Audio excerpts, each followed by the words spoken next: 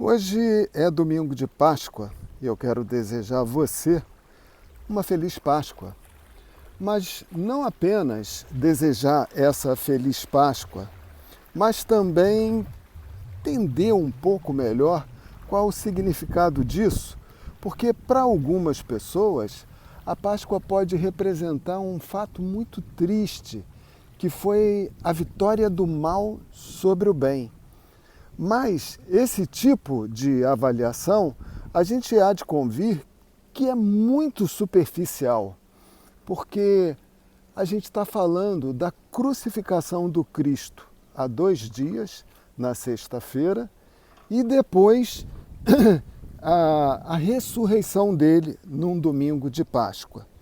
Então, o que aconteceu, para aquelas pessoas naquela época foi que um justo, uma pessoa boa, que só praticou o bem para aquelas pessoas naquela ocasião, lá na Galiléia e Jerusalém, aquela pessoa perdeu, e que os bons perdem. Mas ele já havia dito, isso já estava dito pelos profetas, já havia essa profecia, que essa pessoa, o Cristo, ele seria crucificado e que isso aconteceria. E ele falou na última ceia para os seus discípulos que aquilo aconteceria e que ele iria para o Pai, para glorificar o Pai, e que o Pai estava sendo glorificado por ele. Então, isso é o fundamental.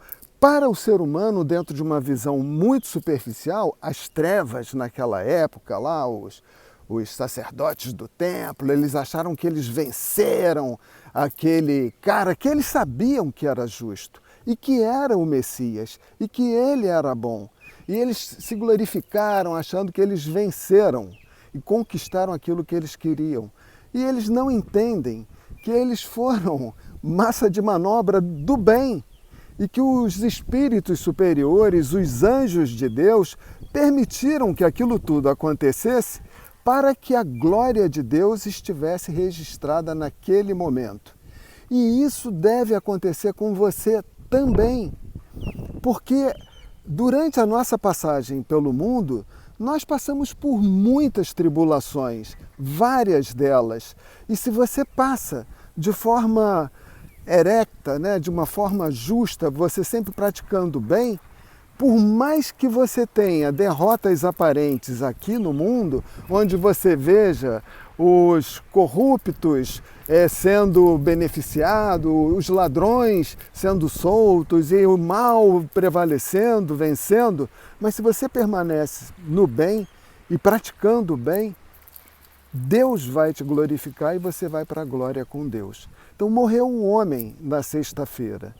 No domingo de Páscoa, ele ressuscitou como um ser imortal. E 40 dias depois, se eu não me engano, ele ascende aos céus. Então, foram 2 mortes. Uma sangrenta numa cruz pregado, o homem. E outra, ele ascende aos céus glorificado por Deus.